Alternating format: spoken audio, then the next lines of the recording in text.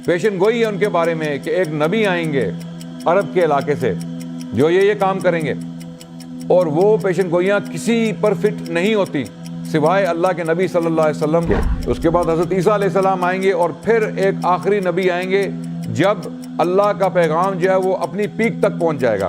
یہ لوگ یہود و نصارہ پاتے ہیں اللہ کے نبی محمد صلی اللہ علیہ وسلم کو لکھا ہوا مکتوباً عندہم اپنے ساتھ اپنی کتابوں میں، تورات اور انجیل میں ان کا ذکر ہے۔ یہ دعویٰ کر دیا قرآن نے۔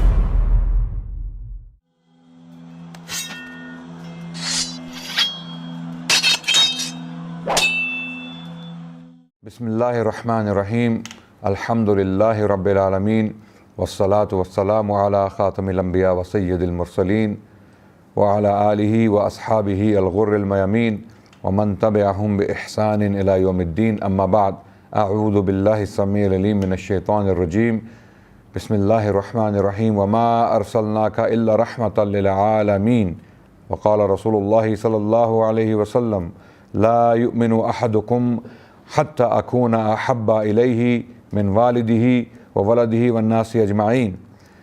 میرے پیارے بہنوں اور بھائیوں، میرے عزیز ہم وطنوں، آپ کے سامنے آج میں اللہ کے نبی صلی اللہ علیہ وسلم کی سیرت پیش کرنے جا رہا ہوں۔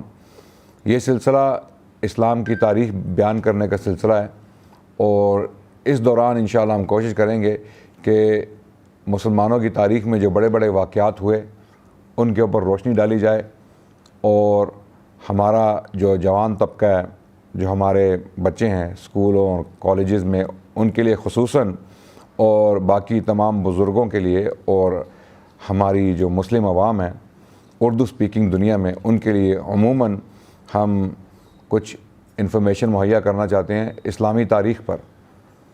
اسلامی تاریخ پر بہت کم مواد موجود ہے اردو زبان میں ویڈیو کی صورت میں۔ کتابیں تو بہت ساری ہیں، اور آج کل کے دور میں سوشل میڈیا کا دور ہے، اس دور میں کتابیں پڑھنا ہر انسان کے بس کی بات نہیں ہے۔ یہ ممکن ہے کہ ہم فیس بک پیجز اور باقی پیجز، انسٹاگرام پیجز، شاید سینکڑوں پیجز پڑھ لیں، لیکن جب کتاب کھولیں گے تو ہمیں نیند آ جائے گی۔ تو اس کا ایک ہمارے پاس سولوشن یہ ہے کہ ہم لوگوں کے لیے آسانی پیدا کر دیں، اور جو مواد کتابوں میں موجود ہے اس کو ویڈیوز کی صورت میں لوگوں تک پہنچائیں انشاءاللہ۔ تو اس سیریز کا مقصد، اس سلسلے کا مقصد یہی ہے کہ اسلام کی تاریخ میں جو بڑے بڑے واقعات ہوئے ہیں، جو ہمارے بڑے بڑے ہیروز ہیں، جو ہمارے بڑے بڑے علماء، خطباء، بلغاء، نبی صلی اللہ علیہ وسلم کی ذات سے لے کر بعد کے لوگ جو آئے، جنہوں نے بڑی بڑی قربانیاں دیں اور اسلام کے لیے بڑے بڑے کام کیے، ان کی تاریخ کو پڑھنا ہمارے لیے بہت ضروری ہے، کیونکہ آج کل ہمارے بچے جو ہیں وہ دوسرے ہیروز سے بہت متاثر ہیں۔ کچھ لوگوں کے ہیروز جو ہیں وہ فٹ بال سٹارز ہیں، کچھ کے میوزک آرٹسٹ ہیں، کچھ کے ایکٹرز ہیں، اور کچھ کے اسپورٹس مین یا اسپورٹس ویمن ہیں۔ تو ہم چاہتے ہیں کہ ہم ایک متبادل رستہ بھی دکھائیں، جو بھولا ہوا رستہ ہے، ہم بھٹکے ہوئے ہیں راہ سے۔ ہم چاہتے ہیں کہ ہم اپنی مسلمان امت کو عموماً، اور ہمارا جو جوان طبقہ ہے اس کو خصوصاً راہ راست دکھائیں، اسلامی تاریخ بیان کر کے ان کے سامنے، تاکہ وہ دیکھیں کہ ہماری تاریخ میں بہت بڑے بڑے ہیرو گزرے ہیں، انہوں نے بڑے بڑے کام کیے ہیں، اور ان کی یہ قربانیاں جو ہم ضائع نہیں کر سکتے۔ تو اس کا ایک طریقہ یہ ہے کہ ہم ان کی قربانیوں کے بارے میں جانیں، اور پھر دیکھیں کہ کیا ان قربانیوں سے ہم آج کے دور میں فائدہ اٹھا سکتے ہیں، کچھ انسپریشن لے سکتے ہیں۔ تو اس سیریز کا، اس سلسلے کا مقصد یہی ہے کہ اسلام کی تاریخ آپ کے سامنے بیان کی جائے، اور یقیناً سب سے پہلے ہم حضرت محمد صلی اللہ علیہ وسلم، خیر البشر، سید الانبیاء، ان کی سیرت سے شروع کریں گے۔ بہت ساری کتابیں بھی لکھی جا چکی ہیں اس موضوع پہ، بہت سارے علماء نے گفتگو بھی کی ہے۔ ہم کوشش کریں گے کہ ہم مختصراً اللہ کے نبی صلی اللہ علیہ وسلم کی سیرت کو بیان کریں شروع میں، اور اس کے بعد انشاءاللہ خلفائے راشدین کی زندگیوں پر روشنی ڈالیں، اور پھر اس کے بعد کے جو تاریخی واقعات ہیں ان کی طرف بڑھتے چلیں، اور جو اسلامی تہذیب ہے، جو خلفائے راشدین کے دور کے بعد شروع ہوئی، جو بنو امیہ کا دور ہے، بنو عباس کا دور ہے، یا اس کے بعد کے جو ادوار ہیں ان کے اوپر انشاءاللہ تفصیل سے روشنی ڈالنے کی کوشش کریں گے تاکہ آپ لوگ اسلامی تاریخ سے آگاہ ہو سکیں اور اس سے انسپریشن لے سکیں۔ تو ہم شروع کرتے ہیں اللہ کے نبی صلی اللہ علیہ وسلم کی سیرت سے۔ نبی صلی اللہ علیہ وسلم کی ذات کو جاننا ہمارے لیے کیوں ضروری ہے؟ ایک شخص صلی اللہ علیہ وسلم جو آج سے 1400 سال پہلے زندہ تھے، عرب کے علاقے میں، عرب مکے کی سنگلاخ پہاڑیوں کے درمیان ان کی پیدائش ہوئی مکے کے شہر میں، اور آج بھی اگر آپ مکے جائیں تو آپ دیکھیں گے کہ مکے کے آس پاس جو ہے وہ بنجر علاقہ ہے، وہاں پر کاشتکاری نہیں ہو سکتی۔ تو ایک بنجر علاقے میں، ایک سنگلاخ پہاڑوں کے خطے میں اللہ سبحانہ وتعالیٰ نے اس نبی کو پیدا کیا۔ اول تو ہم یہ دیکھیں گے کہ ان کی اہمیت، اللہ کے نبی صلی اللہ علیہ وسلم کی اہمیت جو ہے وہ کیا پہلے بھی بیان ہوئی، کیا ان کے بارے میں کچھ پہلے بھی پیشن گوئیاں کی گئیں، یا ان کی پیدائش ایک شوق کی صورت میں دنیا کے سامنے آئی کہ ایک دم ایک نبی پیدا ہو گیا اور انہوں نے نبوت کا دعویٰ کر دیا۔ اور آپ کو یہ بات بتاتا چلوں کہ جن لوگوں نے نبوت کے دعوے کیے اللہ کے نبی صلی اللہ علیہ وسلم کے بعد، ان کی نبوتیں جو ہیں وہ جھوٹی نبوتیں، وہ شوق کی صورت میں دنیا کے سامنے آئیں، وہ ایک دم نبوت کا دعویٰ کر دیا، نہ ان کے پیچھے کوئی پیشن گوئیاں تھی، وہ تو ہو ہی نہیں سکتی تھی، کیونکہ اللہ کے نبی صلی اللہ علیہ وسلم نے بہت صاف الفاظ میں بتا دیا کہ لا نبی بعدی، میرے بعد کوئی نبی نہیں آنے والا۔ تو اسی لیے جھوٹی نبوتیں، جب جھوٹے نبی نبوت کا دعویٰ کرتے ہیں یا کرتے رہے ہیں، ان کی نبوتیں جو ہیں وہ جھوٹی ہونے کی وجہ سے ایک شوق کی صورت میں دنیا کے سامنے آئیں، بہت سارے لوگ شوکڈ ہو گئے۔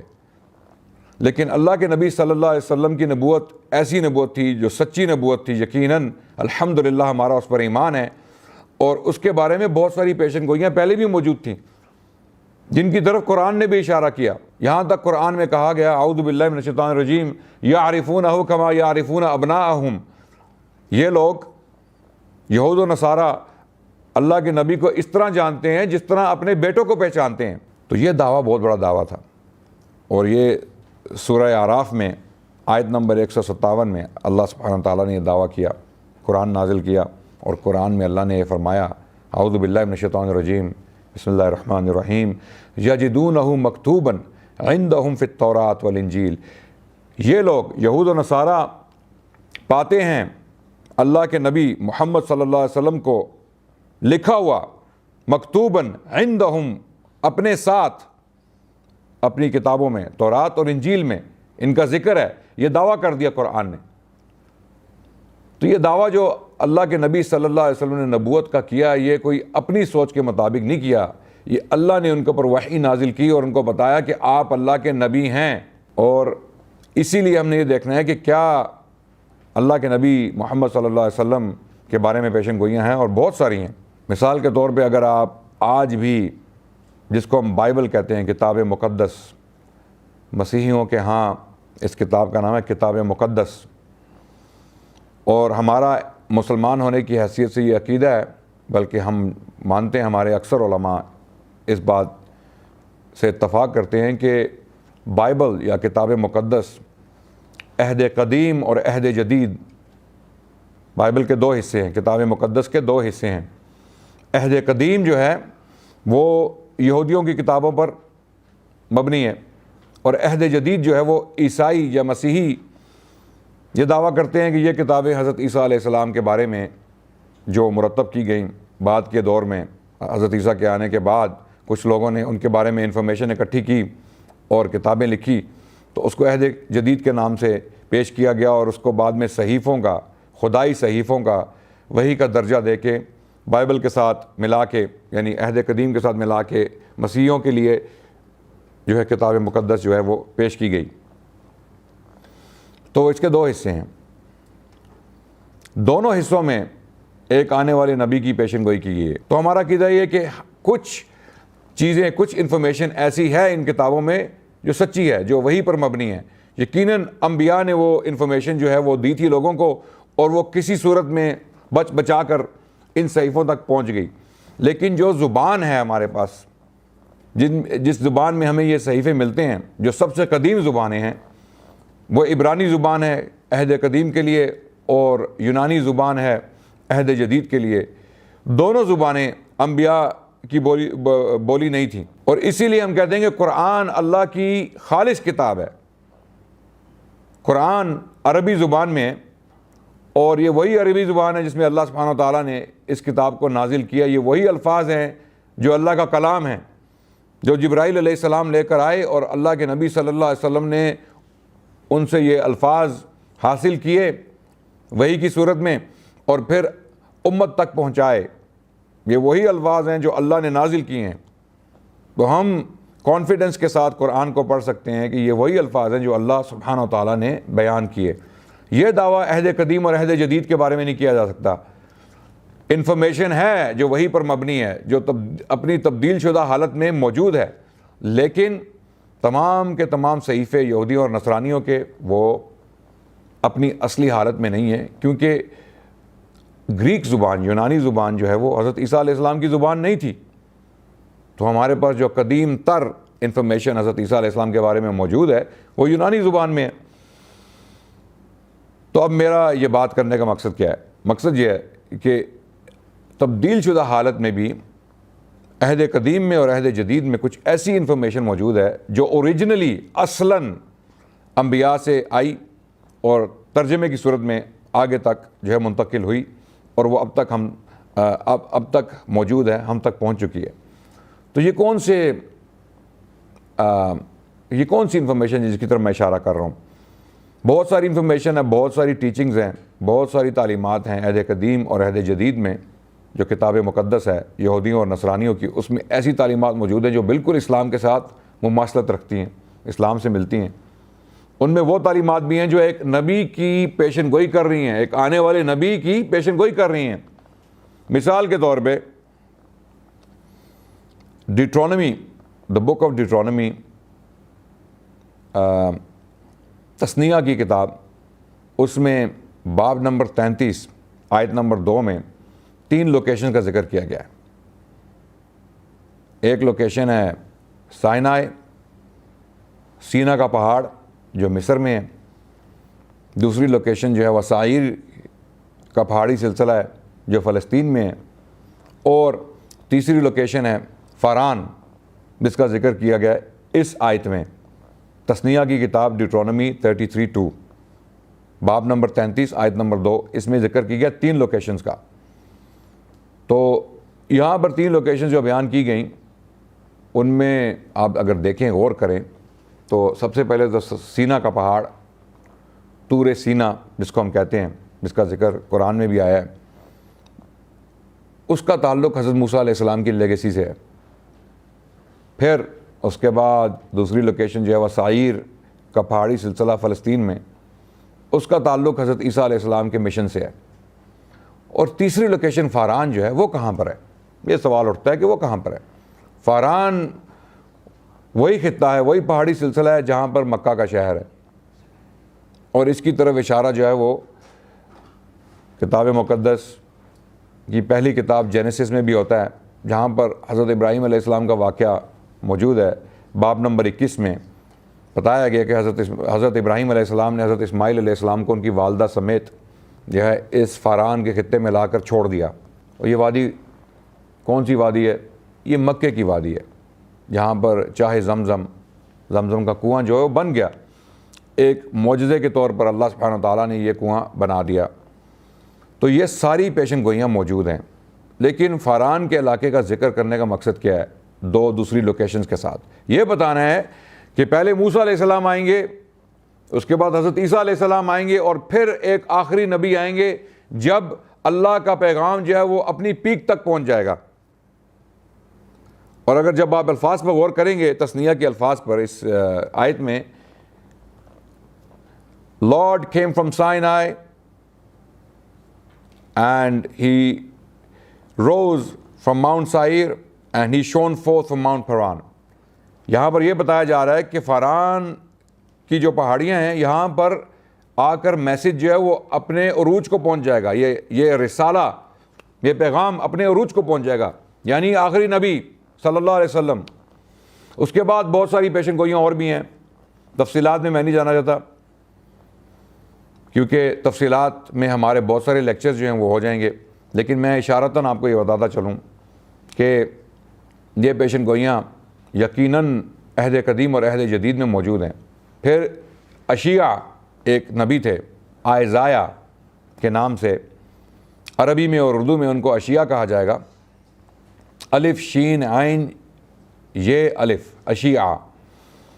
ان کی کتاب میں باب نمبر 42 میں ایک نبی کی پیشن گوئی ہے کہ عرب کے علاقے سے ایک نبی اٹھیں گے اور وہ دنیا میں جو ہے وہ امن پھیلا دیں گے، انصاف قائم کیا جائے گا، اور اس انصاف کا انتظار بہت سارے جزیرے کریں گے، اور وہ لوگوں کو ظلمات سے نکال کے نور کی طرف لائیں گے، اور لوگوں کو جیل خانوں سے نجات دلائیں گے، جو روحانی جیل خانے جن میں لوگ بند ہیں، اور بت پرستوں کو شرمسار کریں گے، اور ایک نیا قانون، ایک نیا ضابطہ حیات لے کر آئیں گے، اور ان کا تعلق جو ہے وہ کیدار کی آبادیوں سے ہوگا۔ یہ آیت نمبر 11 میں صریحتاً لکھا ہوا ہے کہ ان کا تعلق کیدار کی جو آبادیاں ہیں ان سے ہوگا۔ اب کیدار کون ہیں؟ کیدار جو حضرت اسماعیل علیہ السلام کے بیٹوں میں سے ہیں، دوسرے بیٹے ہیں۔ نبت پہلے بیٹے تھے، دوسرے بیٹے کا نام کیدار تھا۔ اور جب ہم اللہ کے نبی صلی اللہ علیہ وسلم کی جینیالوجیز، ان کا شجرہ مبارک، شجرہ نسب جو اللہ کے نبی صلی اللہ علیہ وسلم کا ہے، اس کو اٹھا کے پڑھیں گے تو ہمیں نظر آئے گا جو شجرہ نسب اللہ کے نبی صلی اللہ علیہ وسلم کا ہم تک پہنچا ہے، اس کی دو سورسز ہیں۔ ایک سیرت ابن اسحاق میں ہے، اور دوسرا جو ہے شجرہ نسب وہ بیان کیا ہے محمد بن سعد۔ دونوں تقریباً علماء 2 صدی ہجری میں ان کی وفات ہوئی، دونوں کی، محمد بن اسحاق کی اور محمد بن سعد دونوں کی۔ انہوں نے سیرت پر بڑا کام کیا اور بڑا مواد اللہ کے نبی صلی اللہ علیہ وسلم کے بارے میں اکٹھا کیا اپنے اساتذہ سے، اور ان کی وفات دونوں کی 2 صدی ہجری کی ہے۔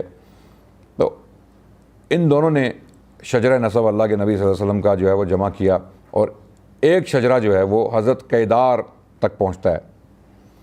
یعنی کیدار جو ہیں وہ حضرت محمد صلی اللہ علیہ وسلم کے 60ویں باپ، یعنی 60 نمبر پہ ہیں، حضرت اسماعیل کی اولاد میں سے ہیں، دوسرا بیٹا ہے ان کا۔ تو اس سے یہ پتہ چلتا ہے کہ حضرت اسماعیل تک جو نبی صلی اللہ علیہ وسلم کا سلسلہ پہنچتا ہے، اس کی ایک جینیالوجی، ایک شجرہ نسب جو ہے وہ کیدار کے تھرو، ان کے ذریعے حضرت اسماعیل تک پہنچتا ہے۔ حضرت محمد صلی اللہ علیہ وسلم کا حکم تھا کہ میرا جو شجرہ نسب ہے وہ عدنان تک بیان کرو۔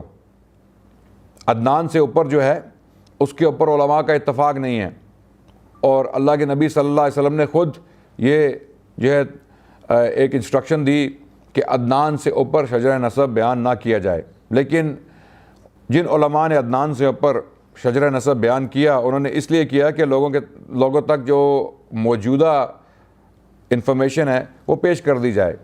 بے شک لوگ اس کو نہ مانیں، اس پر یقین نہ کریں، کیونکہ عدنان سے اوپر جو شجرہ نسب ہے اس میں اختلاف ہے، شدید اختلاف ہے۔ جو اہل نسب ہیں، جو انساب کے ماہر تھے، جو عرب دنیا میں عربوں کے ہاں نسب جو حفظ کرتے تھے، ان کے ہاں اختلاف تھا، اس وجہ سے اس کو چھوڑ دیا گیا۔ لیکن کچھ علماء نے اس کو بیان کیا۔ اس کی وجہ یہ تھی کہ لوگوں تک یہ انفارمیشن پہنچائی جائے کہ یہ انفارمیشن بھی موجود ہے، ضروری نہیں ہے کہ اس پر یقین کیا جائے، اس کو مانا جائے۔ تو اس میں کوئی شک نہیں ہے، یہ صحیح روایات سے ثابت ہے کہ حضرت محمد صلی اللہ علیہ وسلم حضرت اسماعیل علیہ السلام کے ڈائریکٹ ڈسینڈنٹ تھے، ان کی اولاد تھے براہ راست۔ یعنی حضرت محمد صلی اللہ علیہ وسلم کا شجرہ نسب جو ہے وہ حضرت اسماعیل تک پہنچتا ہے، یہ صحیح روایات سے ثابت ہے۔ تو یہاں تک کہا گیا اس پیشن گوئی میں، اشیاء کی کتاب میں باب نمبر 42 آیت نمبر 11 میں، کہ کیدار کے جو گاؤں ہیں ان کو خوشیاں منانی چاہیے، پہاڑوں پر چڑھ کے پہاڑوں سے ایک نیا جو ہے وہ ایک نیا کلام جو ہے وہ گانا چاہیے۔ اب کیدار کے لوگ کہاں پر بستے تھے؟ وہ عرب میں بستے تھے، اس کا بھی ذکر عہد قدیم میں موجود ہے. اسی کتاب میں اشیاء کی کتاب میں باب نمبر 21 میں موجود ہے آیت نمبر 13 میں کہ کیدار کے جو لوگ تھے وہ عرب میں تھے.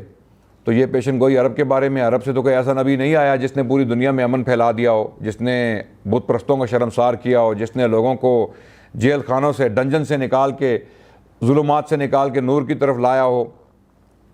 تو ایسا تو کوئی نبی نہیں آیا عرب سے سوائے اللہ کے نبی صلی اللہ علیہ وسلم محمد رسول اللہ کے. اور ان کے بارے میں جو نشانیاں بیان کی گئی ہیں اس باب میں, باب نمبر 42 میں اشیاء کی کتاب میں, آپ خود اگر پڑھیں گے تو آپ حیران ہو جائیں گے کہ ان نشانیوں کو پڑھنے کے باوجود یہود و نصارہ اللہ کے نبی صلی اللہ علیہ وسلم کا انکار کس طرح کر سکتے ہیں. یہ ایک ڈائریکٹ پیشن گوئی ہے ان کے بارے میں کہ ایک نبی آئیں گے عرب کے علاقے سے جو یہ کام کریں گے, اور وہ پیشن گوئیاں کسی پر فٹ نہیں ہوتی سوائے اللہ کے نبی صلی اللہ علیہ وسلم کے. تو اسی لیے یہ اللہ نے دعویٰ کیا قرآن میں کہ ان کے پاس پیشن گوئیاں ہیں جہاں پر اللہ کے نبی کا ذکر ہے. اور بہت ساری تفصیلات ہیں, بہت ساری پیشن گوئیاں ہیں. اس کے اوپر میں خود ایک ٹیم کے ساتھ کام کر رہا ہوں اسی موضوع پر, اور ہم نے ایک کتاب مرتب کی ہے. اس کا ٹائٹل ہے ابراہیم فلفلڈ, یعنی ابراہیم کی تکمیل ابراہیم علیہ السلام. اس کتاب میں ہم نے وہ سارے دلائل دیے ہیں عہد قدیم اور عہد جدید سے جو اللہ کے نبی صلی اللہ علیہ وسلم کی طرف اشارہ کرتے ہیں,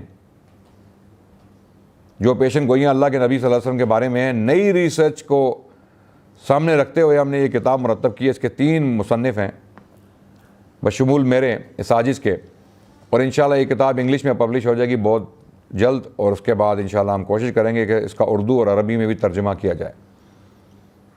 تفصیلات اس کتاب میں آپ کو ملیں گی انشاءاللہ. آگے چلوں, عہد جدید میں بھی جو انفارمیشن حضرت عیسیٰ علیہ السلام کی طرف منسوب کی گئی, بعد کے لوگوں نے جو کتابیں لکھی ان کے بارے میں, اور پھر کچھ انفارمیشن حضرت عیسیٰ علیہ السلام کی طرف منسوب کی گئی کہ یہ حضرت عیسیٰ علیہ السلام کا کلام ہے. اس میں بھی یوحنا کی انجیل میں پیشن گوئیاں ہیں کہ حضرت عیسیٰ علیہ السلام نے فرمایا کہ بہت ساری چیزیں جو میں تمہیں بتانا چاہتا ہوں لیکن ابھی وقت نہیں آیا, میرے بعد ایک سچی روح آئے گی, وہ تم سب کو یہ چیزیں بتائے گی, وہ پیشن گوئیاں کرے گی, وہ میرے بارے میں اچھی باتیں کہیں گے اور میرے کام کی تکمیل ہوگی. تو یہ کون تھے؟ حضرت عیسیٰ کا مشن اس کا مطلب ہے پورا نہیں ہوا علیہ السلام. انہوں نے پیشن گوئی کی کہ میرے بعد بھی کوئی آئے گا جس نے آ کے یہ کام پورا کرنا ہے. اب مسیح جو ہے وہ بضد ہیں کہ یہ روح القدس کے بارے میں کہا جا رہا ہے, لیکن روح القدس تو آلریڈی موجود تھی.